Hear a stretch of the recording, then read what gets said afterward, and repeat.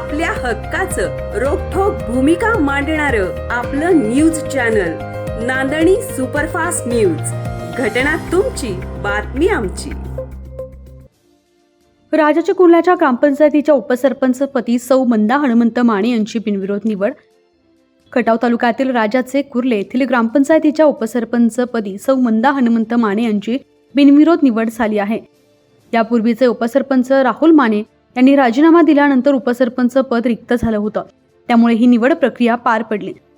या निवडी प्रसंगी सरपंच संगीता माने, ग्रामपंचायत सदस्य निलेश माने, किशोर माने, सचिन पवार, संतोष भाग्यवंत, ग्रामपंचायत सदस्य अंजली माने, सोनाली माने, सारिका माने, सुजाता शेडगे, निवडणूक निर्णय अधिकारी पी खोरपडे, ग्रामसेवक उमेश पानसरे यांची प्रमुख उपस्थिती होती।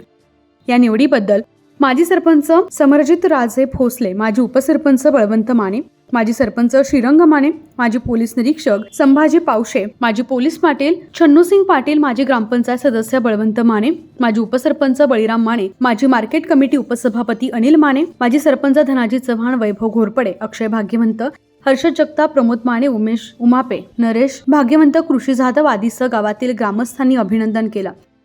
प्रतिनिधी तुषार माने।